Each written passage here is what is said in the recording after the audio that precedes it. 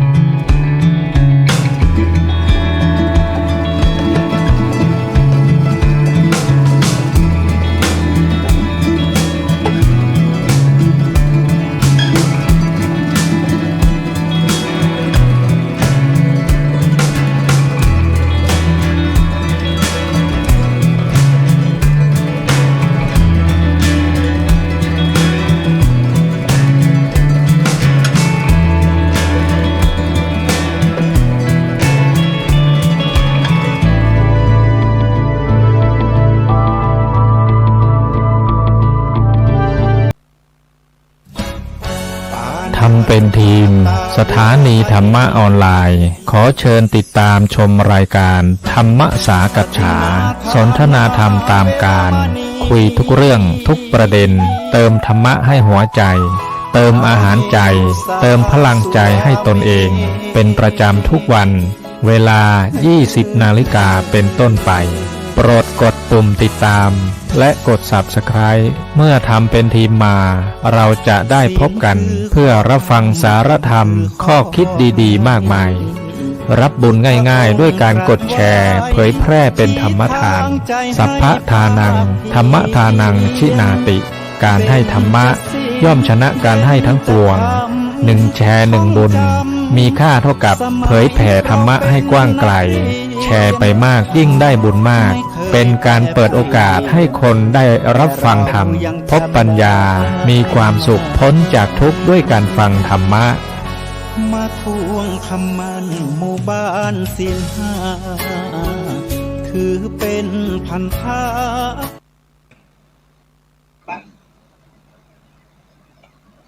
ปานะหวานเจี๊ยบโรคเพียบนะครับ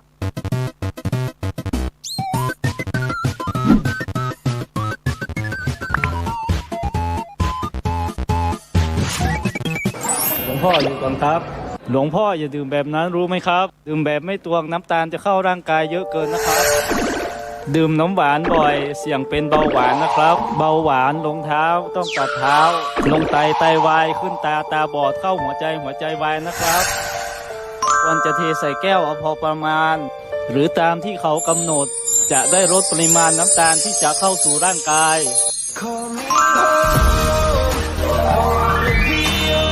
หลวงพ่อทานทีละแค่นี้เพื่อสุขภาพที่ดีนะครับหลวงพ่อ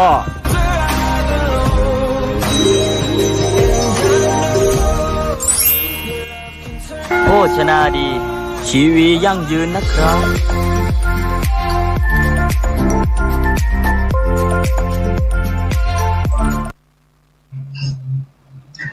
มองโลกด้านดีมีผลเห็นคนอื่นดีมีค่าปลูกใจให้เกิดศรัทธา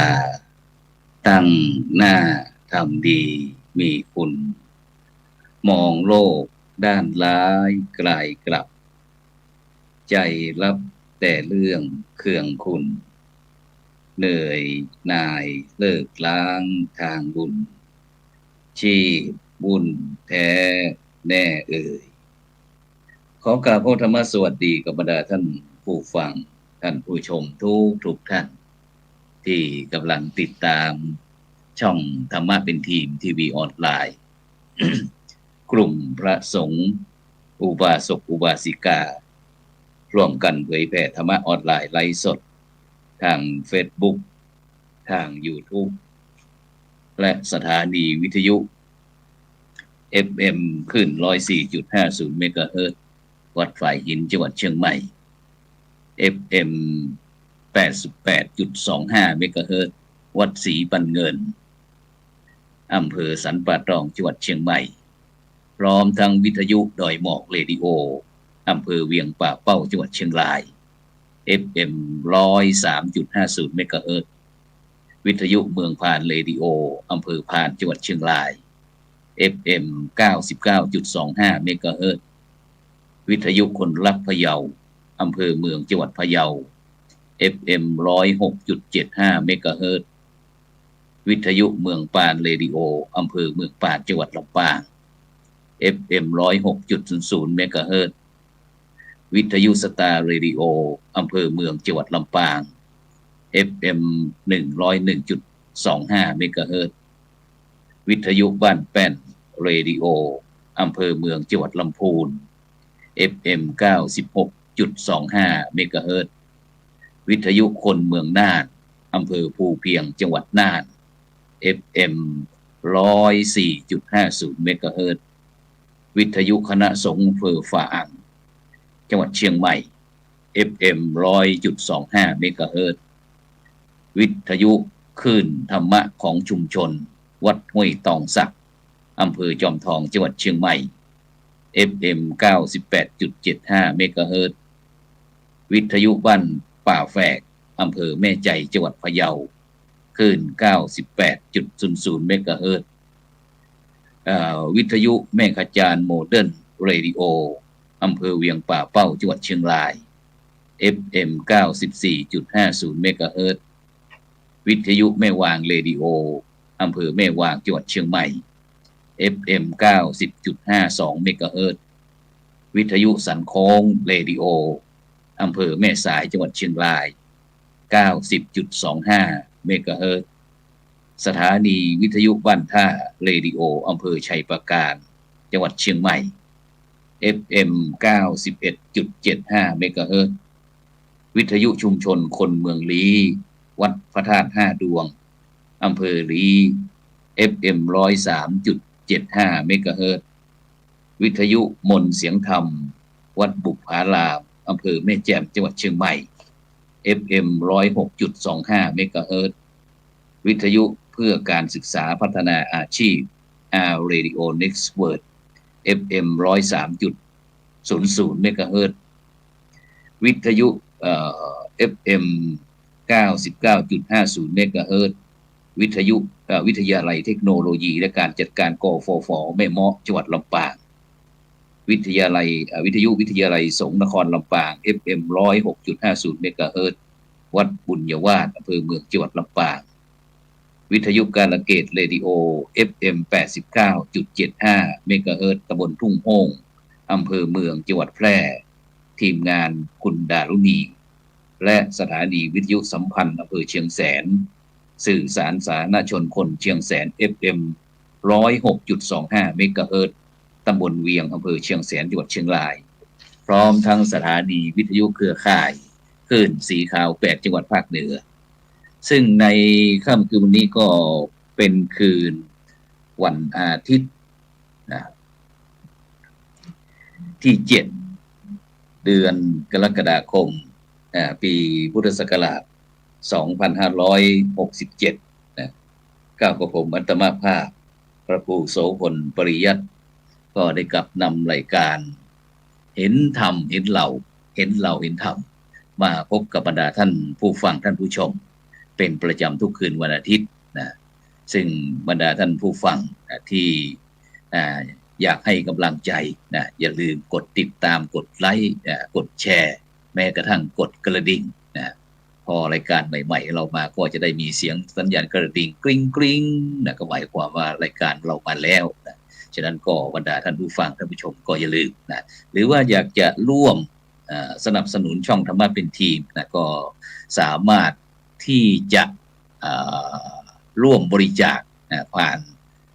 บัญชีออมบุญออมธรรมวันละบาททางธนาคารไทยพาณิชย์นะตอนนี้เลขบัญชีก็จะวิ่งด้านล่างของจอนะหรือว่าถ้าบรรดาท่านผู้ฟังท่านผู้ชมที่ได้ฟังแต่เสียงก็ไปที่บัญชีออมบุญออมธรรมวันละบาททางธนาคารไทยพาณิชย์เลขที่บัญชีก็145244700-8ชื่อบัญชีก็พระมหาไทยธรรมกิจ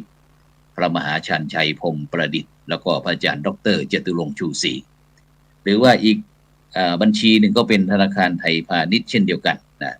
บัญชีพาณิชย์นี้ก็376225327327-2ชื่อบัญชีก็พระมหาดวงทิพย์ปริยัตถารีด็อกเตอร์ปริญญาธรรม9ประโยคเจ้าอาวาสวัดหลวงจอมคำเขมรัตนครเชียงตุงผู้ประสานงานช่องธรรมะเป็นทีมของเราเพราะว่าช่องธรรมะเป็นทีมของเรานี่มีทั้งพระธรรมทูตสายต่างประเทศแล้วก็ในประเทศพร้อมพระสงฆ์สังฆพัฒนาสังฆะเพื่อสังคมพร้อมทั้งภาคีเครือข่ายต่างๆจากช่องธรรมะเป็นทีมของเราดังนั้นก็ปีนี้นั้นก็ต้องทางช่องธรรมะเป็นทีมต้องขออนุโมทนากับมูลนิธิ1016เพื่อการกุศลวัดลัทธิวันพระนอนขอนตาลโดยพระครูบัณฑิตธรรมพรเจ้าอาวาสวัดพระนอนขอนตาลลัทธิวันรองเจ้าคณะอำเภอแม่ริมแล้วก็ให้การสนับสนุนช่องธรรมะเป็นทีมตลอดทั้งปีฉะนั้นก็บรรดาท่านผู้ฟังท่านผู้ชมที่ต้องการที่จะร่วมให้กำลังใจก็ตามที่เลขบัญชีได้ประกาศไปซึ่งวันนี้ก็เช่นเดียวกันบรรดาท่านผู้ฟังทั้งหลายในเมืองเชียงใหม่ของเราวันนี้ก็ออกอากาศที่อาคารพระธรรมสิทธาจารย์อาคาร5ชั้นหนูถาวโรวัดพระสิงห์วรมหาวิหารซึ่งวันนี้แล้วก็บรรยากาศที่ในเมืองเชียงใหม่นั้นก็ฝนฟ้าตกเพราะว่าวันนี้นั้นทางส่วนราชการจังหวัดเชียงใหม่คณะสงฆ์จังหวัดเชียงใหม่พร้อมทั้งพระสงฆ์นิกรชาวไทยในจังหวัดเชียงใหม่แล้วก็จังหวัดใกล้เคียงทุกจังหวัดก็ได้มีพิธีอัญเชิญน้ำศักดิ์สิทธิ์เพื่อที่จะได้ประกอบพิธีเจริญพระพุทธมนต์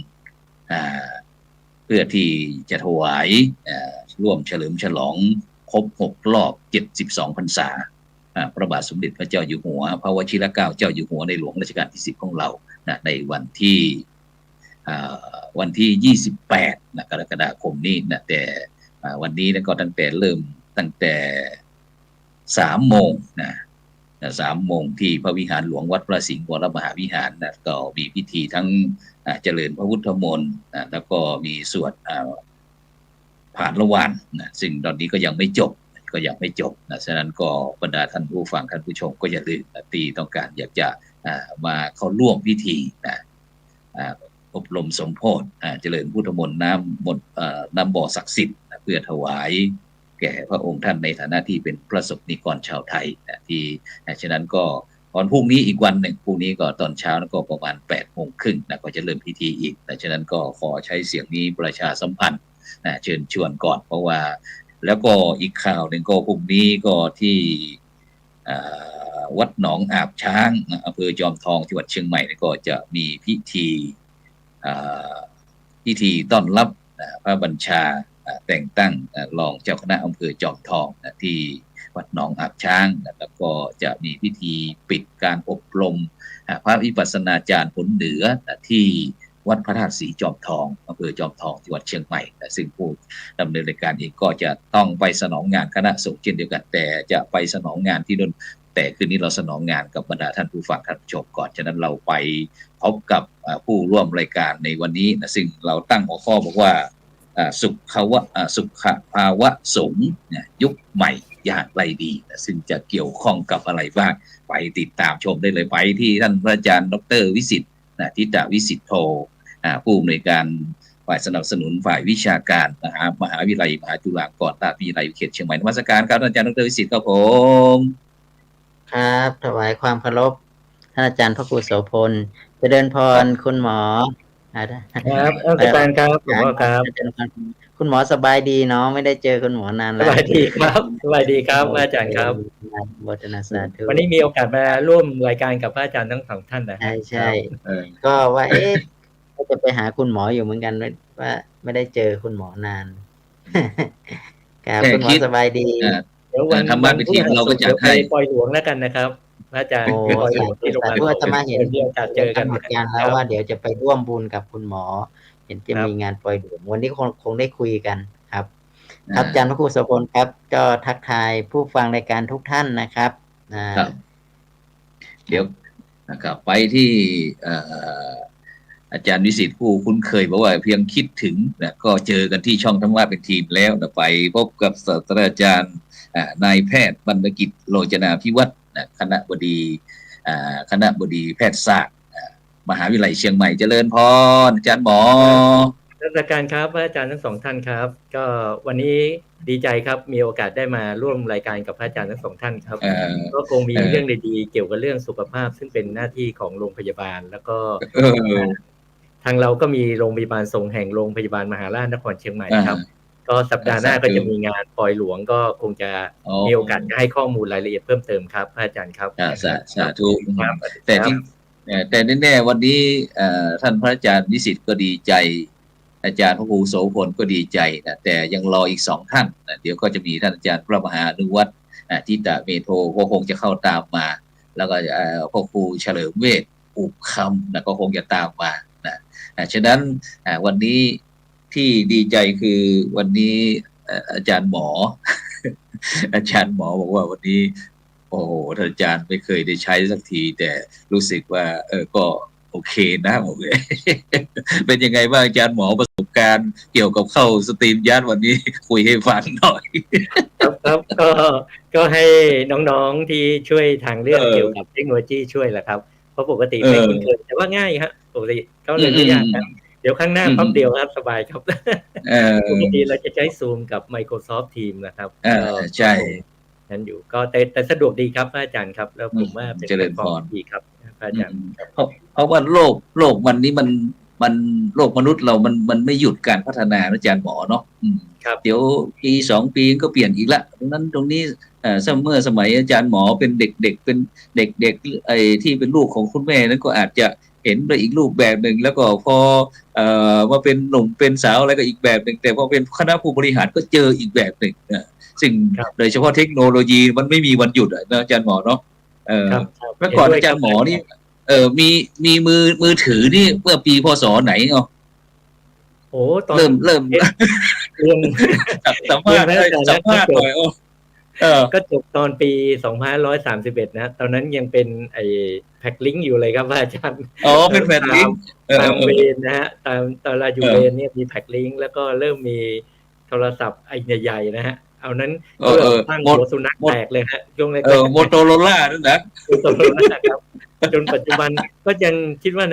ในช่วงชีวิตเห็นการเปลี่ยนแปลงด้านเทคโนโลยีมากมายครับอาจารย์ก็มีทั้งด้านบวกและก็ด้านลบแต่ว่าก็เรียนพระอาจารย์ว่าทั้งโรงพยาบาลมหาราชนครเชียงใหม่และโรงพยาบาลสงฆ์เรานำเทคโนโลยีมาเสริมการบริการอย่างเต็มรูปแบบนะฮะตอนนี้หลายๆอย่างขึ้นเยอะครับนะครับพระอาจารย์ครับพอวันก่อนพระอาจารย์ได้เข้าไปใช้บริการที่โรงพยาบาลสงฆ์มหาราชนครเชียงใหม่ก่อนนั้นเราก็จะขึ้นชั่งน้ำหนักอะไรบ้างแต่ในปัจจุบันนี้เราจะมีไอ้ที่สแกน QR code ใช่ไหมไปที่วัดว่าไอ้ความร้อนความสูง แล้วก็ไปวัดใช้ถ้าเราไม่สแกน QR code เราก็ใช้บัตรประชาชนเสียบเข้าไปนั่นอาจารย์ก็จะบอกให้พระสงฆ์ของเจ้าต่างๆว่ามันจะต้องทำแบบนั้นจะทำแบบนี้นะเสร็จแล้วถ้าไปถึงปุ๊บพระอาจารย์ก็ต้องเอาเอกสารหรือว่าใบที่หมอนัดนั่นเอาไปเสียบแล้วก็เอาลำดับใส่ด้วย แล้วก็ไปวางที่ตะกร้านั่นเพราะอาจารย์จะวันก่อนได้มีโอกาสไปติดตามผลเกี่ยวกับเรื่องสแกนไอเอ็กซเรย์คอมพิวเตอร์ที่ปอดนะแล้วก็ได้ไปที่ศูนย์ฟื้นฟูกายภาพไปเจออาจารย์ดร.ทิพย์ก็บอกว่าให้เขาเรียกยังไงรู้สึกว่าปอดพระอาจารย์นี่มันจะแวบไปหน่อยนะเดี๋ยวบอก กายภาพสักหน่อยหนึ่งก็เอาแขนขวาขึ้นก็เอียงไปทางซ้ายก็หายใจเข้าเสร็จแล้วเอาแขนลงหายใจออกไปนี่นะยกข้างละ30นี่นะก็กลับมาท่านอาจารย์หมอก็รู้สึกว่ารู้สึกว่าอกเรามันใหญ่ขึ้นนะมีช่องลมหายใจเนี่ยเนี่ยมันเรียนหมอนี่มันยากไหมอาจารย์หมอครับพระอาจารย์นะก็กายภาพอย่างที่พระอาจารย์ได้ถามนะฮะปกติกายภาพเราก็นึกถึงว่ากายภาพด้านแขนขาหรือว่าอะไรฮะจริงๆมีกายภาพปอดนะฮะที่พระอาจารย์ได้ทำก็คือการขยายปอดเวลาบางทีเนี่ยเราก็ใช้ท่าทางเหมือนที่พระอาจารย์บอกเนาะอีกอันหนึ่งก็คือเราก็จะมีการคล้ายๆเป่าลมนะฮะเป่าลมให้ขยายปอดขึ้นมาก็คงเป็นอันหนึ่งแล้วก็ปกติถ้าอันนี้เราจะมีแผนกที่เขาดูแลด้านนี้โดยเฉพาะนะครับพระอาจารย์ใช่ใช่ใช่ก็ถ้ามีปัญหาและมีข้อบ่งชี้เราก็จะมีการตรวจโดยละเอียดนะครับก็คงเป็นโอกาสดีที่ทางที่สวนดอกแล้วกันนะฮะมีโอกาสที่ได้ปรับปรุงโรงพยาบาลสงฆ์แล้วก็ได้พัฒนาหลายๆอย่างแล้วก็ผมคิดว่าอย่างพระอาจารย์ได้กล่าวนะฮะสมัยก่อนตอนจบก่อนเป็นนักศึกษาแพทย์นี้เวลาจะมาโรงพยาบาลเอารองเท้ามา2 คู่นะครับพระอาจารย์คู่แรกมาจองคิวคู่แรกมาจองคิวต้องมาแต่เช้าเลยเดี๋ยวนี้ไม่เห็นภาพแล้วนะครับใช้บัตรประชาชนเดียวก็ไปพบแพทย์แล้วก็บางทีถ้าไม่สะดวกจะรอรับยาก็ส่งยากลับบ้านได้ฮะก็เราก็ถือโอกาสในช่วงโควิดปรับหลายอย่างนะฮะโควิดก็ทำให้เรามีการพัฒนาหลายอย่างก็คงเป็นโอกาสในการพัฒนาครับแต่ก็เรียนว่าโรงพยาบาลสงฆ์ตอนนี้ก็สมบูรณ์เกือบเต็มรูปแบบนะฮะก็คงจะมีโอกาสรับใช้ดูแลครูบาอาจารย์ได้เต็มที่แล้วพระอาจารย์ครับถามนิดหนึ่งเพราะว่าวันนี้ศาสตราจารย์ผู้เชี่ยวชาญในแพทย์วรรณกิจโรจนาภิวัฒน์คณะบดีคณะแพทยศาสตร์ของเราได้เข้ามาเป็นเกียรติกับช่องธรรมะเป็นทีของเราอาจารย์หมอถามหน่อยระหว่างเป็นหมอกับเป็นพระเนี่ยอันไหนจะยากกว่ากันโอ้พระอาจารย์ไม่กล้าตอบเลยพอดีพระอาจารย์อนุวัฒน์เข้ามาด้วยเลยไม่กล้าตอบก็เรียนพระอาจารย์ก็เคยบวชตอนที่เป็นนักศึกษาแพทย์นะฮะอันนั้นก่อนที่จะมีครอบครัวมีอะไรก็ยังคิดว่าจริงๆทั้ง2ส่วนก็มีบทบาทที่แตกต่างกันนะพระอาจารย์ก็ผมคิดว่าทั้ง2ส่วนก็จะช่วยทำให้สังคมดีขึ้นนะอาจารย์ก็เรียนพระอาจารย์ตรงๆเลยนะครับว่าตอนนี้เนี่ยเวลาการรักษาคนไข้เนี่ยเขาไม่ดูทางร่างกายอย่างเดียวนะพระอาจารย์เขาดูด้านจิตใจด้วยแล้วก็ต้องเรียนเลยว่าทางคณะแพทยศาสตร์เนี่ยเราก็นำเกี่ยวกับเรื่องด้านศาสนาด้านจิตใจเข้ามาด้วยฮะแต่ก่อนเวลาจะดูคุณภาพของโรงพยาบาลนะเราก็จะดูว่าผลการรักษาดีไม่ดีอะไรพวกนี้นะฮะอาจารย์อัตราการตายอะไรพวกนี้ตอนนี้เรามีการประเมินด้านจิตใจของโรงพยาบาลเขาเรียกว่าสไปรัลชัวนะฮะเขาจะดูว่ามีการพึงพอใจแล้วก็มีอะไรเกี่ยวกับด้านจิตใจเพราะว่าถ้ามันบวกได้2ทางนะครับอาจารย์ถ้าร่างกายและจิตใจผมว่าคนไข้จะหายเร็วขึ้นฮะทางเราก็ผมด้วยประสบการณ์ด้วยหลายอย่างนะผมว่าจริงๆถ้ามีโอกาสได้ธรรมะแล้วก็ธรรมะโอสถเข้ามาช่วยในแผนปัจจุบันนะฮะก็ตอนนี้ผมก็โชคดีฮะมีโอกาสดึงคนสวนดอก 8,000 กว่าคนพยายามมองไปด้านนี้พอเรามีโรงพยาบาลสงฆ์การเชื่อไหมฮะว่าผมว่าคนเขารู้สึกว่าจิตใจก็พร้อมที่จะเข้ามารับในส่วนของธรรมะแล้วก็สิ่งดีๆครับอาจารย์ตอนนี้สมัยก่อนเนี่ยเราไม่ค่อยถูกต่อว่าอุ้ยพยาบาลดุคนไข้ญาติคนไข้อ่ะเดี๋ยวนี้เราดูจิตใจแล้วก็ผมคิดว่าตอนนี้มันเปลี่ยนไปฮะแล้วก็ผมยังคิดว่าก็ดีใจฮะที่คนสวนดอกแล้วกันนะฮะเรามี mindset หรือว่ามีลักษณะอย่างนี้ก็ต้องกราบนมัสการครูบาอาจารย์ทุกท่านก็ต้องขอบคุณด้วยส่วนตัวด้วยแล้วกันนะฮะที่มีโอกาสได้ทำงานร่วมกับทางพระอาจารย์ทุกท่านทางพระพุทธศาสนาก็คงจะทำให้การรักษาพยาบาลดีขึ้นนะฮะแล้วก็พระอาจารย์เชื่อไหมครับว่าถ้าในกรณีที่คนไข้จะเสียชีวิตแน่นอนนะฮะก็เขาก็จะมีในภาษาอังกฤษเขาก็เรียกว่าระยะสุดท้ายนะฮะเราก็มีการให้ครูบาอาจารย์หรือว่าพระไปคล้ายๆไปเยี่ยมไปอะไรต่างๆคือให้กำลังใจเนาะครับแล้วเราก็เซตห้องหนึ่งจะเป็นห้องนี้โดยเฉพาะเลยครับที่เป็นส่วนหนึ่งในตึกสุจินโนที่เราได้ปรับปรุงนะฮะก็ทางนี้ก็จะมีญาติเข้าไปเฝ้าแล้วก็ญาติก็จะอยู่กับคนไข้ที่กำลังจะจากไปพร้อมกับมีกิจกรรมที่เกี่ยวกับทำให้เขา เขาเรียกว่าจากเขาเรียกว่าจากไปอย่างมีสมศักดิ์ศรีนะฮะการเป็นคลายความกังวลอะไรต่างๆเนี่ยเนาะครับก็คงเป็นส่วนหนึ่งที่คณะแพทยศาสตร์มช.โรงพยาบาลสวนดอกเราได้ดำเนินการนะครับอาจารย์ในเบื้องต้นคร่าวๆครับอาจารย์ครับสาธุครับงั้นเราไปพบกับผู้ร่วมรายการอีกท่านหนึ่งไปที่ท่านอาจารย์พระมหาอนุวัฒน์ทิตเมโทเจ้าอาวาสวัดหนองป่าขออำเภอเมืองจังหวัดลำพูนนมัสการครับอาจารย์มหาครับนมัสการท่านอาจารย์พระครูโสพลประยัตนะครับท่านอาจารย์ดร.ผู้ช่วยศาสตราจารย์ดร.วิสิทธิ์ทิตวิสิทธิโทนะครับแล้วก็เจริญพรอาจารย์หมอบรรณกิจนะครับผมวันนี้ เสียงไม่ค่อยดีพบอาจารย์ท่านพระครูโสพลประยัตเมื่อตอนเพลก็ไม่ได้คุยกันเยอะนะครับเพราะว่าอันเพิ่งหายฟื้นจากอาการไข้ครับอาจารย์ผมก็รู้สึกว่าช่วงนี้มันหลากหลายเรื่องราวเหลือเกินนะครับไม่ว่าจะเป็นในเรื่องของอากาศที่มันเปลี่ยนแปลงโดยฉับพลันจากร้อนมาเป็นหนาวแล้วก็มีฝนอยู่ในวันเดียวกันด้วยอย่างเงี้ยนะครับแล้วก็โดยภารกิจในช่วงก่อนที่จะเข้าพรรษาเนี่ยภารกิจของคณะสงฆ์ก็เยอะพอสมควรในทุกๆส่วนนะครับแล้วก็วันนี้ที่ลำพูนก็มีงานทำบุญถวายอายุวัฒนมงคลนะครับ68ปีนะครับ48พรรษาของพระเดชพระคุณท่านเจ้าคุณพระเทพรัตนนายกเจ้าคณะจังหวัดลำพูนนะครับแล้วก็มีงานมา 2-3 วันแล้วก็รู้สึกว่าช่วงนี้ร่างกายไม่ค่อยที่จะสู้ดีสักเท่าไหร่นักนะครับก็ท่านอาจารย์พระครูโสพลประยัตก็บอกว่าวันนี้พระอาจารย์ออกรายการด้วยกันนะก็นัดกันไว้ 20:00 นก็ลืมนิดหน่อยนะก็เลย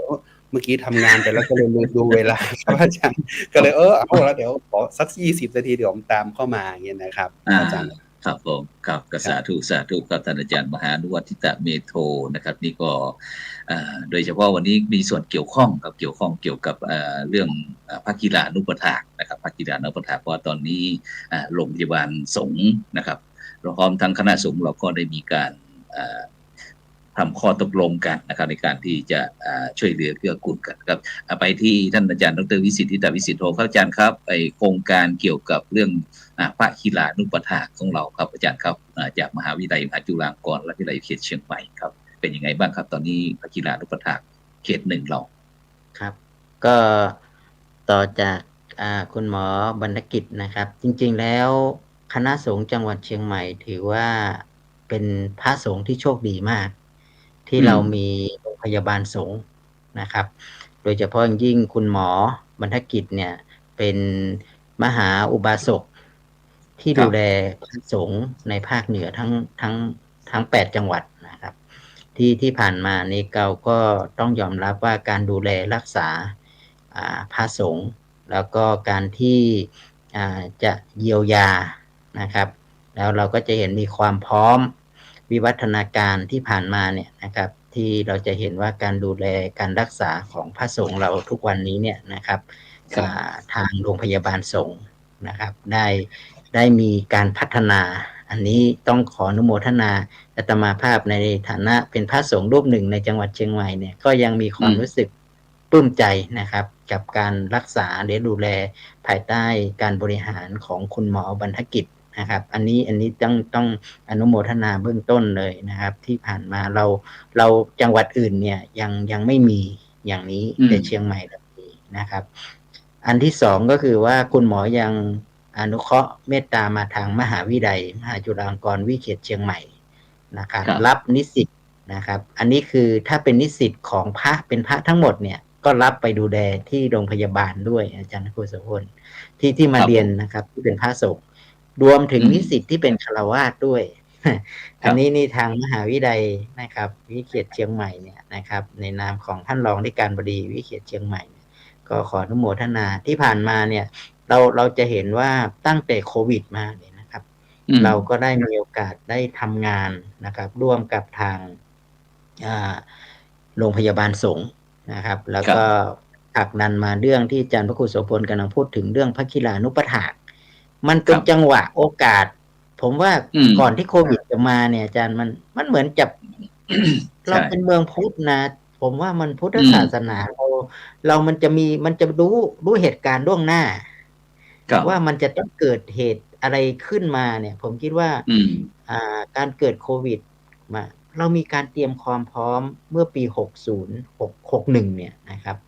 เรามีพระกีฬานุปถากนะครับ ตอนนั้นเนี่ยเราก็รวมกันก็ทำเรื่องของพระกีฬานุปถากเราก็ไม่รู้หรอกตอนที่มีธรรมนูญสุขภาพพระสงฆ์แห่งชาติประกาศใช้เมื่อปี 60 ไปปลายปี 61 เราก็ผลิตกันใหญ่เลยนะครับดังท่านมหานุวัตรก็เป็นรุ่นแรกเราก็ผลิตกันที่เชียงใหม่นี่นะครับ108 รูปนะครับขยายไปทั้ง8จังหวัดนะครับอันนี้ก็เป็นส่วนหนึ่งที่ทำให้เราเกิดกลไกที่เป็นพระกีฬานุปถากที่เรารู้จักผ่านมาก่อนโควิดจะมาสักปีกว่านิดๆนะอาจารย์แล้วพอมาปุ๊บตอนนั้นเราก็ได้ร่วมกับโรงพยาบาลสงฆ์มหาราชแล้วก็โรงพยาบาลแล้วก็อีกอย่างก็คือเรามีภาคีเครือข่ายใกล้ๆนี่เยอะมากทั้งโรงพยาบาลประสาทเชียงใหม่โรงพยาบาลนครพิงค์อะไรต่างเนี้ยก็เหมือนกับว่ามีเป็นการได้เตรียมความพร้อมให้กับสถานการณ์ที่ภายในวิกฤตของโควิดจะเข้ามาในเชียงใหม่ผมก็เลยรู้สึกว่าโอ้เราเป็นเมืองพุทธนะครับเรามีสิ่งศักดิ์สิทธิ์คู่บ้านคู่เมืองเราเยอะแยะไปหมดเลยนะครับแล้วคุณหมอเนี่ยที่ผมอยากย้อนกลับไปว่าช่วงนั้นเนี่ยคุณหมอบรรณกิจเนี่ยนะครับไปเอาวัคซีนมาตั้ง 1,250 กว่ารูปที่เราเนาะอาจารย์ทุกคนนึกภาพนั้นได้คือวันนี้ผมอยากให้มันเดี๋ยวหลังเดือนหน้าสักหน่อยหนึ่งว่าอยากให้มองเห็นภาพกว้างๆว่าวันนี้เนี่ยที่ว่าคิดถึงคุณหมอเนี่ยคือหมายถึงคิดถึงคุณงามความดีที่คุณหมอได้ทำให้กับคณะสงฆ์ไว้เนี่ยนะครับคุณหมอไปเป็นผู้หนึ่งที่ไปขอวัคซีนไปแบ่งเพื่อที่จะมาให้พระสงฆ์เนี่ยถวายพระสงฆ์เราครับถวายพระสงฆ์ที่อยู่ในเชียงใหม่เราได้รับวัคซีนป้องกันโควิดโอ้เราเห็นพระมหาเถระนะครับอดีตแต่ถ้าอาจารย์ดร.แต่วันนั้นถวาย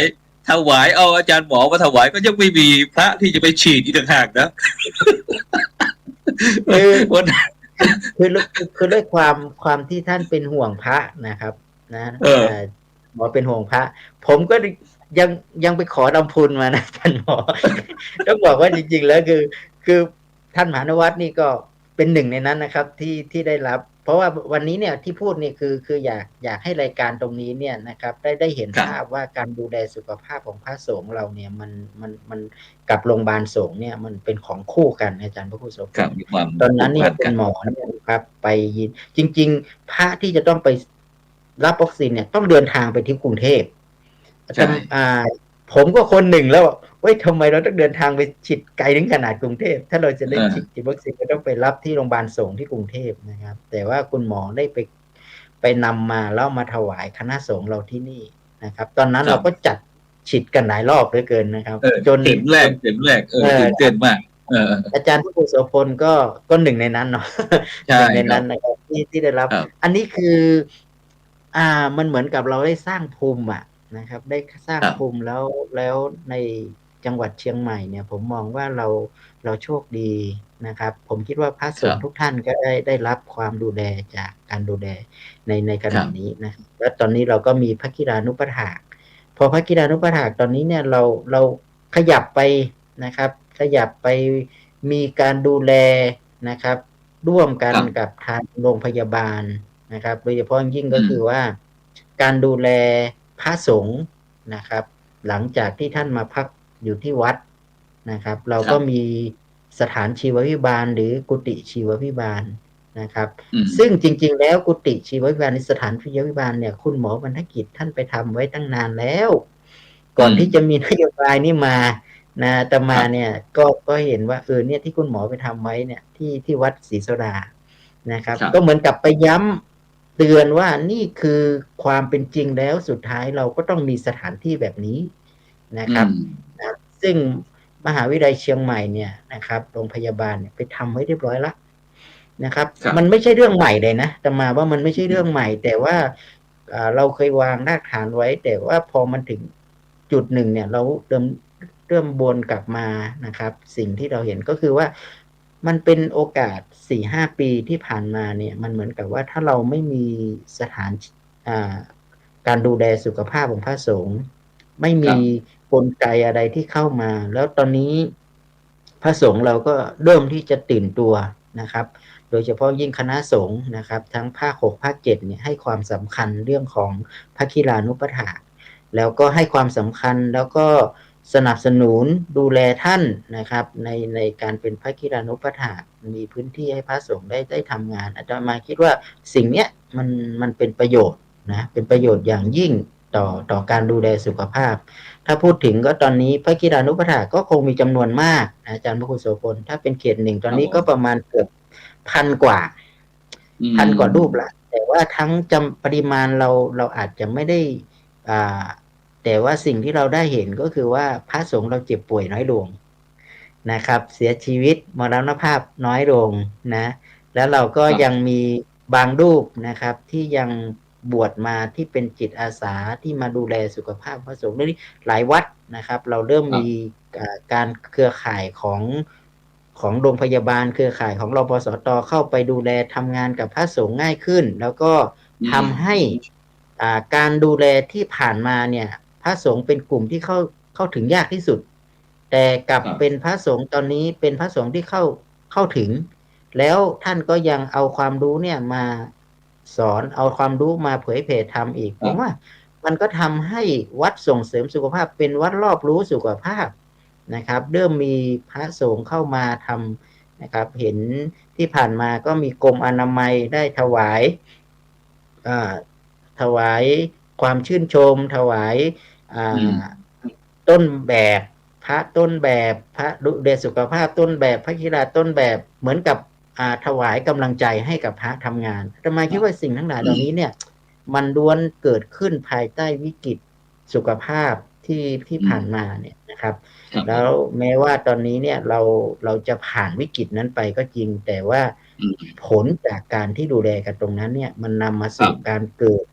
อะไรที่มันชัดเจนขึ้นเกิดสถานชีวพิบาลกุฏิชีวพิบาลเกิดพระคีรานุปถากเกิดหลักสูตร420ชั่วโมงเอามาดูแลกันเกิดมีพระคีรานุปถากที่เป็นภิกษุณีสัมมเนรดีเกิดพระที่ลุกขึ้นมาเรียนหลักสูตร420ชั่วโมงอนาคตอาจจะเกิดประกาศนียบัตร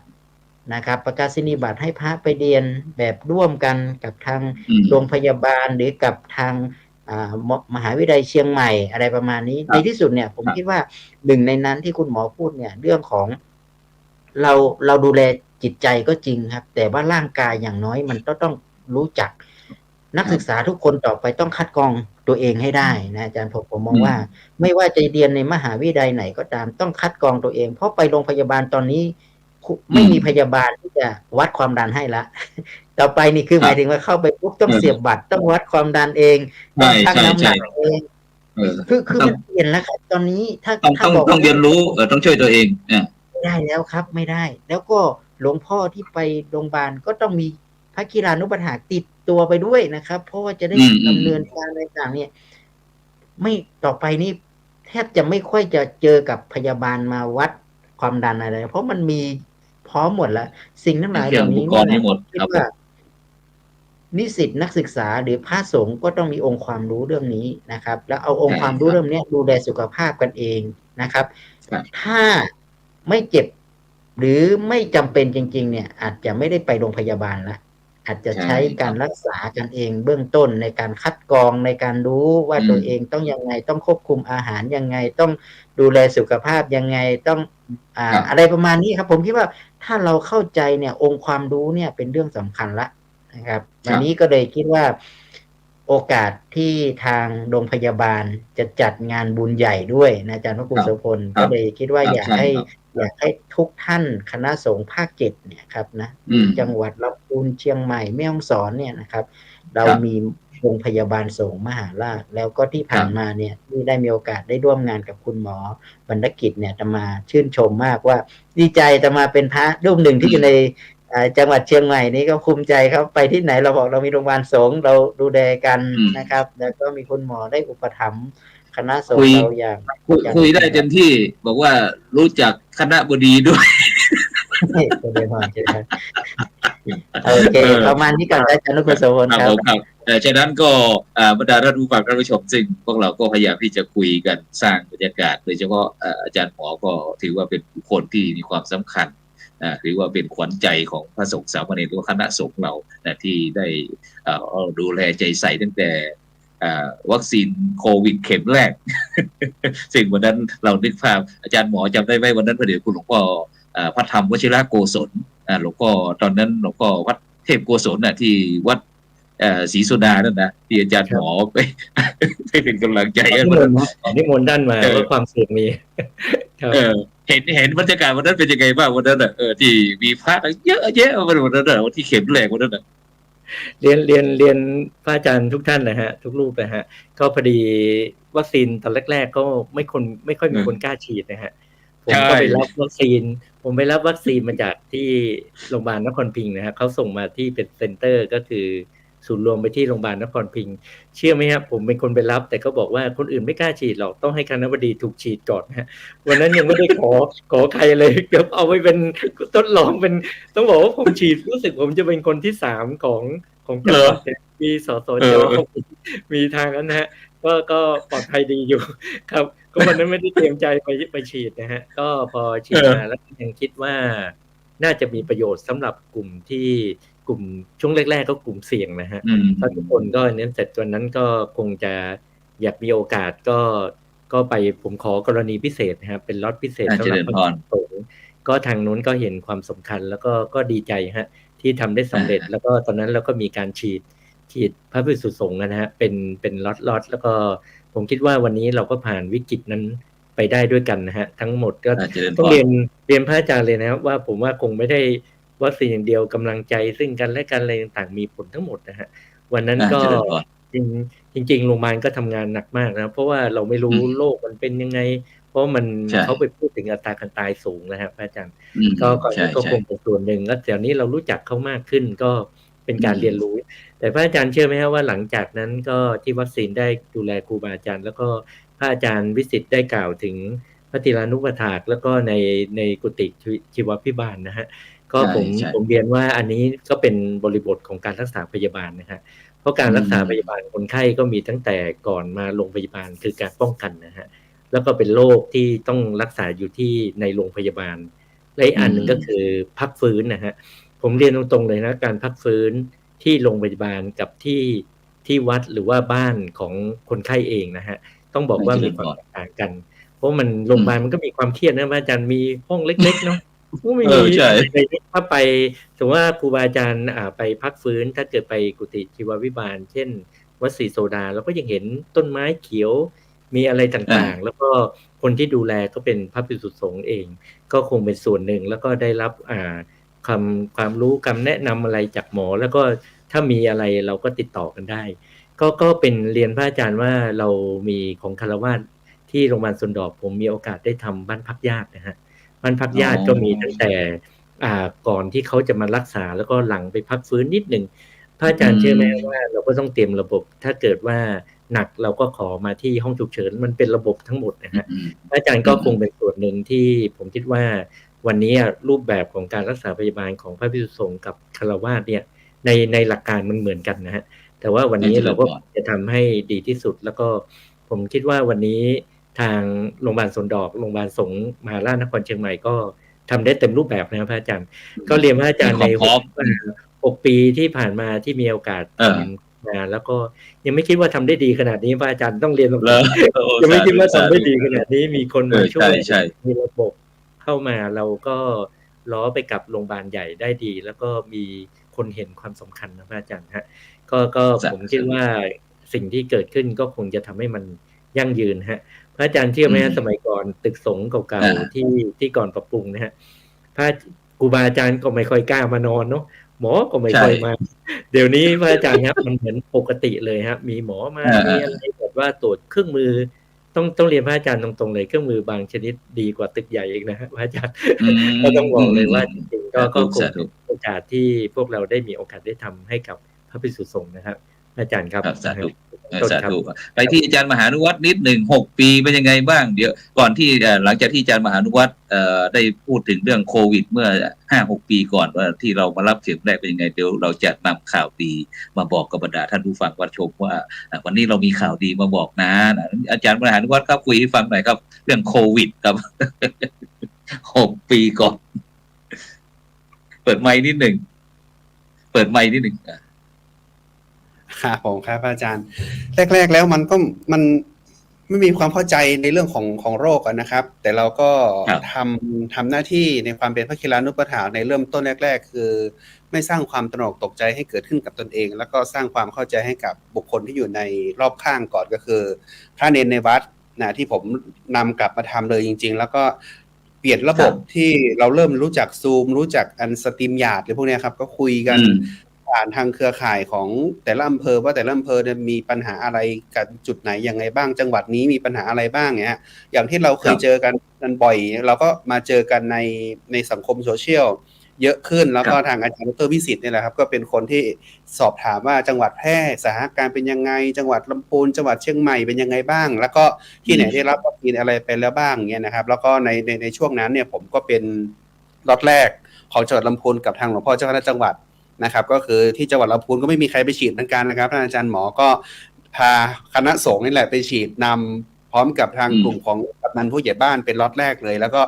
มีภาพลงสื่อของสวทลำพูนผมได้ฉีดไปแล้วปุ๊บอาจารย์ดร.วิสิทธิ์ก็ว่าตอนนี้ที่โรงพยาบาลมหาราชนครเชียงใหม่โรงพยาบาลสงฆ์เชียงใหม่เนี่ยเขามีโควต้าให้กับทางนิสิตของมจร.แล้วก็เราจะพานิสิตมจร.แล้วก็กลุ่มของโรงเรียนภาพเดธรรมที่อยู่ตรงนี้ที่ยังไม่ได้นะครับไปรับวัคซีนไหมกับพระกีฬานุปถากที่จะต้องทำงานร่วมกันกับชุมชนตรงนั้นก็ได้ส่งเข้าไปที่เชียงใหม่ด้วยเพราะว่าที่ลำพูนเขาก็ต้องไล่ตามล็อตไปนะตอนนั้นนะครับก็เลยต้องทำงานร่วมกันในเครือข่ายของพระสงฆ์ตรงนี้ก็ถือว่าได้รับความอำนวยความสะดวกสบายให้กับทางงานคณะสงฆ์ของจังหวัดลำพูนหลังจากนั้นหลวงพ่อเจ้าคณะจังหวัดลำพูนก็บอกว่าท่านก็ฉีดมาแล้วท่านก็เป็นของกลุ่ม608แรกๆท่านเป็นเบาหวานด้วยมีภาวะหลายๆส่วนแต่ท่านก็ไม่เป็นอะไรเลยก็สร้างความมั่นใจให้กับญาติโยมเนี่ยนะครับนี่ก็พากันทำในช่วงแรกๆแล้วผมเห็นว่าสิ่งที่มันตามมาเนี่ยที่ลำพูนโดยหลวงพ่อเจ้าคณะจังหวัดลำพูนนะครับเขาก็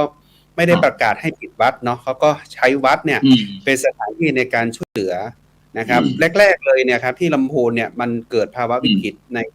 ณตอนนั้นคือจะเป็นในช่วงฤดูกาลของมะม่วงเนาะมะม่วงนี่ขายไม่ออกเลยขายไม่ได้เลยนะครับหลวงพ่อเจ้าคณะจังหวัดลำพูนแล้วก็คณะสงฆ์ทั้งจังหวัดเนี่ยก็ช่วยกันว่าเราจะทำยังไงให้ช่วยชาวสวนณตอนนั้นก็เหมาสวนมะม่วงมาแจกให้กับคนครับเราเหมาสวนมะม่วงเหมาสวนผักที่เป็นผักที่ออกตามฤดูกาลผักที่ทางชาวบ้านเขาปลูกเนี่ยนะครับแรกๆเนี่ยเราก็วัดไหนที่มีกำลังก็พากันเอามาขนมาแจกจ่ายให้กับญาติโยมที่เขาถูกกักตัวอะไรที่อยู่ในบ้านอะไรอย่างเงี้ยครับก็ได้ช่วยเหลือกันไปในช่วงนั้นในระยะแรกๆใน 6-7 เดือนเนาะที่เราอยู่ในวิกฤตที่ถูกการปิดนะครับทุกๆอย่างทั้งโลกเนี่ยนะที่มันทั้งหมดแต่เราก็ช่วยกันได้แต่ผมมองว่าบ้านเราเมืองเราเนี่ยครับเชียงใหม่ลำพูนเนี่ยมีความที่มันเกื้อกูลกันมันยังไงก็ไม่อดไม่อยากกันเนี่ยครับก็ยังแบ่งปันกันได้อยู่นะครับได้เห็นว่าเมื่อก่อนเนี่ยผมจะได้เป็นละออนนะมันจะมีว่าพริกบ้านเหนือเกลือบ้านใต้อะครับมันกลับมาตอนโควิดอ่ะมันหายไปช่วงหนึ่งตอนที่มีสังคมเมืองที่มันแข่งแย่งกันจริงๆมากๆแต่คำว่าพริกบ้านเหนือเกลือบ้านใต้มันกลับมาตอนที่ภาวะวิกฤตอย่างหนึ่งแล้วมันจะให้เกิดอะไรบางอย่างที่มันเป็นวิถีที่เราใช้กันมาเดิมๆเนี่ยฮะมันก็ยังเกื้อกูลกันได้แล้วก็เราก็ยังเห็นคนในข้างๆบ้านเราเป็นหูเป็นตากันเกิดฮีโร่ก็คืออสม.ในชุมชนเกิดฮีโร่ที่พระไปช่วยชุมชนอย่างเงี้ยครับก็ถือว่าเราได้อย่างที่อาจารย์ดร.วิสิทธิ์บอกอะครับว่าเราเป็นชาวพุทธแล้วเหมือนเรารู้อะไรล่วงหน้าหรือเปล่าทำไมคณะสงฆ์ของประเทศไทยถึงมีการจัดตั้งพระคีรานุปถากให้เกิดขึ้นก่อนแล้วก็มีคำว่าสาธารณสงเคราะห์หลวงพ่อวัดปัจจุบันก็หลวงพ่อสมเด็จพระมหาธีราจารย์วัดพระเชตุพนนะครับก็ทำเป็นตัวอย่างที่ดีมากท่านทำทุกอย่างท่านไม่กลัวเลยแม้ว่าท่านจะด้วยอายุพรรษามากขนาดนั้นแล้วท่านก็ยังเป็นต้นแบบให้กับทาง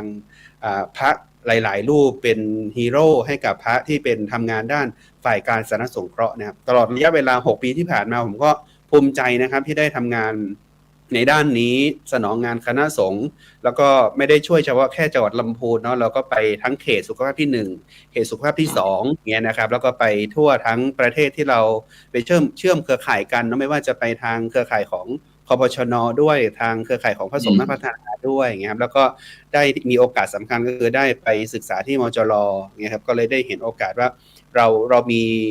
ามีศักยภาพพอที่จะได้ใช้สมองเล็กๆน้อยๆของเราเนี่ยพอที่จะได้เป็นกำลัง แล้วก็ขับเคลื่อนสังคมนี้ไปด้วยกันอยู่แม้ว่าเราจะไม่ใช่เป็นที่สุดแต่เราก็ขอให้เป็นน็อตหนึ่งในชุมชนในพลังบวรกันแล้วกันอย่างเงี้ยนะครับเพื่อที่จะให้มันเกิดการขับเคลื่อนชุมชนนี้สังคมนี้ไปด้วยกันอย่างเงี้ยครับแล้วก็ที่สำคัญที่สุดผมมองว่าทุกวันเนี้ยถ้าหากว่าเรื่องของสุขภาพถ้าเราไม่คุยกันเองแล้วครับเรารอแต่คุณหมอมาคุยมันก็ยากลำบากเนาะเพราะบางครั้งบางครานะครับพระบางรูปโอ้โหก็ดื้อเหลือเกินบุหรี่ก็สูบ อย่างเงี้ยครับแล้วเวลาเขาถวายไอ้พวกน้ำอัดลมชาเขียวอะไรมาก็ยังกองกันอยู่ทะลึบอย่างเงี้ยมันก็เลยที่ไม่รอบรู้สุขภาพตัวเองแต่ถ้าหากว่าเราได้กลับมามองตรงนี้แล้วนะครับแล้วก็ได้เอาองค์ความรู้ของเราไปสะท้อนให้กับท่านได้เห็นแล้วก็ได้เกิดการเปลี่ยนแปลงอะไรบางอย่างผมว่ามันเป็นสิ่งที่หากว่ามันเกิดการเริ่มต้นเปลี่ยนแปลงจากตรงเองแล้วมันจะเกิดการเปลี่ยนแปลงของคนรอบข้างแล้วก็ในสังคมได้นะผมคิดว่าอย่างนั้นนะครับทุกอย่างมาเริ่มต้นที่ตัวเองก่อนเริ่มต้นอย่างเงี้ยผมก็เลยว่า6 ปีที่ผ่านมาเนี่ยไม่เคยเสียดายเวลาเลยว่าได้มาเป็นพระกีฬานุปถากแล้วก็ได้ดีใจมากๆครับได้เจอผู้คนมากหน้าหลายตาได้เข้าไปมีบทบาทในระดับตั้งแต่ชุมชนนะครับขึ้นเป็นจังหวัดในระดับเขตอย่างเงี้ยแล้วก็ได้เจออาจารย์หมอได้เจอหลายท่านนะครับได้ที่เป็นที่ทำงานเพื่อชุมชนแล้วก็สังคมจริงๆผมคิดว่าสิ่งนี้มันเป็นสิ่งที่ให้คำตอบผมในใจแล้วว่าการเกิดมาเป็นมนุษย์หนึ่งชีวิตเนี่ยเราจะต้องทำอะไรอย่างเงี้ยนะครับครับสาธุครับนี่ก็เราก็พยายามที่จะคุยความหลังเมื่อ6 ปีที่ผ่านมานะที่ทั้งโรงพยาบาลทั้งคณะสงฆ์ทั้งจิตกลุ่มอาสาต่างๆที่ได้ร่วมทำงานกันมาภายใต้ระยะเวลาในการที่จะดูแลพระสงฆ์สามเณรอาพาธต่างๆนะซึ่งก็จะมีสถานที่แห่งหนึ่งชื่อว่าโรงพยาบาลสงฆ์แห่งโรงพยาบาลมหาราชนครเชียงใหม่นะที่เป็นผู้อยู่เบื้องหลังในการที่จะกำกับดูแลเรื่องความเป็นอยู่ทุกสิ่งทุกอย่างให้พระสงฆ์สามเณรของเรานะถ้าที่พยายามที่จะให้คุยก็เพื่อที่จะได้เห็นภาพว่ายังมีสถานที่ที่เราเป็นศูนย์รวมของเราก็คือโรงพยาบาลสงฆ์โรงพยาบาลมหาราชนครเชียงใหม่ซึ่งปีนี้ก็ครบ6 ปีนะ6 ปีแล้วก็ยังมีคุณพ่อคุณแม่ที่เป็นเสาหลักให้ลูกๆถ้าเปรียบว่าโรงพยาบาลสงฆ์นี่ก็ถือว่าเป็นลูกนะแต่ที่เป็นพ่อเป็นแม่ก็คือคณะแพทยศาสตร์มหาวิทยาลัยเชียงใหม่นะซึ่งก็เป็นผู้ที่ให้กำเนิดโรงพยาบาลสงฆ์มาซึ่งถ้าพูดถึงคณะแพทยศาสตร์มหาวิทยาลัยเชียงใหม่นี่ก็ปีนี้ก็มีอายุ65 ปีนะซึ่งลูกชายก็มีอายุ6 ปีแต่คุณพ่อคุณแม่มี65 ปีนะฉะนั้นปีนี้เราก็จะได้มีโอกาสได้ทดแทนบุญคุณหรือว่าได้สนองความมีน้ำใจต่อผู้มีอุปการะคุณของเราไม่ว่าจะเป็นโรงพยาบาลสงฆ์แห่งโรงพยาบาลมหาราชนครเชียงใหม่แล้วก็คณะแพทยศาสตร์มหาวิทยาลัยเชียงใหม่ซึ่งปีนี้นั้นก็จะมีพิธีทำบุญปล่อยหลวงเฉลิมฉลองในโอกาสโรงพยาบาลสงฆ์แห่งโรงพยาบาลมหาราชนครเชียงใหม่เปิดให้บริการดูแลพยาบาลพระภิกษุสงฆ์แล้วก็สามเณรอาพาธครบ6 ปีแล้วก็ร่วมเฉลิมฉลองครบ65 ปีคณะแพทยศาสตร์มหาวิทยาลัยเชียงใหม่นะซึ่งก็จะกำหนดในระหว่างวันที่11-12 กรกฎาคมปีพุทธศักราช2567ฉะนั้นก็อยากจะให้คุณหมอได้พูดในพิธีงานทำบุญปล่อยหลวงว่าเรามีพิธีขั้นตอนจะมีกิจกรรมการงานอะไรบ้างเพื่อที่บรรดาท่านผู้ฟังท่านผู้ชมได้ฟังแล้วก็จะได้เตรียมตัววันที่11-12เนี่ยเราจะได้ไปร่วมบุญเราไปช่วยจิตอาสาจะเอาลงทานบ้างอะไรบ้างไปช่วยกันอย่างที่ท่านอาจารย์ดร.วิสิทธิ์ผู้ขอเจริญพรอาจารย์หมอบรรณกิจครับนมัสการกับครูบาอาจารย์อีกครั้งแล้วกันนะครับก็อย่างที่เรียนนะครับว่าวันนี้โรงพยาบาลสงฆ์แห่งโรงพยาบาลมหาราชนครเชียงใหม่อายุครบ6 ปีฮะกับวันที่เราเปิดเมื่อ6 ปีที่แล้วนะครับแต่ต้องเรียนว่าตึกสงฆ์อาพาธเนี่ยจริงเกิดมานานแล้วเกิดมาก่อนที่ปี 2,500 ฮะที่จากประวัตินะฮะตึกเก่าๆนะฮะแล้วก็ตอนนี้ได้มีการปรับปรุงก็อย่างที่ผมเรียนนะฮะก็ตอนนั้นก็ยังเป็นตึกสงฆ์อาพาธธรรมดานะครับแล้วก็ในช่วง6 ปีที่ผ่านมาเราเพิ่มศักยภาพให้เป็นโรงพยาบาลสงฆ์แห่งโรงพยาบาลมหาราชนครเชียงใหม่เพื่อปรับระบบอะไรทั้งหมดเพื่อให้เห็นเหมือนในภาพปัจจุบันนะครับก็เรียนว่าวันนั้นที่6 ปีที่แล้วคือวันที่11 กรกฎาคมเนี่ยท่านสมเด็จพระสังฆราชก็ ทรงขอให้สมเด็จพระวรรณรัตน์นะฮะมาเป็นผู้แทนพระองค์ในการเปิดโรงพยาบาลสงฆ์ในครั้งนั้นนะครับก็เมื่อวันที่11 กรกฎาคมเมื่อ6 ปีที่แล้วเราก็ได้การพัฒนาต่างๆมากมายนะครับในส่วนของโรงพยาบาลสงฆ์ก็เรียนว่าก็คงเป็นโรงพยาบาลที่ผมสามารถบอกว่าเป็น one stop service ระดับหนึ่งเลยฮะก็ต้องบอกว่ามันมีตั้งแต่ที่ตรวจผู้ป่วยนอกเนาะแล้วก็มีที่ถวายดูแลครูบาอาจารย์ด้านการรักษาพยาบาลอะไรต่างๆอย่างเต็มรูปแบบแล้วก็ชั้น2เราก็จะมี ICU นะฮะก็เป็น ICU ก็ต้องบอกเป็นห้องผู้ป่วยหนักนะครับแล้วก็มีการบริการใหม่ที่เกิดขึ้นในช่วง2 ปีที่ผ่านมาก็คือเรามีแผนกทันตกรรมนะครับให้ดูแลครูบาอาจารย์พระภิกษุสงฆ์โดยเฉพาะนะครับก็คงเป็นส่วนหนึ่งและชั้น3ก็จะเป็นหอผู้ป่วยรวมแล้วก็ชั้น4เป็นห้องที่เป็นห้องแยกนะครับและชั้น5ก็เป็นหอพิพิธภัณฑ์แล้วก็เป็นห้องที่แสดงธรรมะนะครับก็คงเป็นส่วนหนึ่งของการบริหารจัดการของโรงพยาบาลสงฆ์แห่งโรงพยาบาลมหาราชนครเชียงใหม่ก็ขณะนี้ผมคิดว่าเรามีคนไข้เพิ่มขึ้นนะฮะปีหนึ่งครูบาอาจารย์หรือว่าพระภิกษุสงฆ์มารักษาพยาบาลเนี่ยประมาณ 14,000 รูปนะฮะครับก็เป็น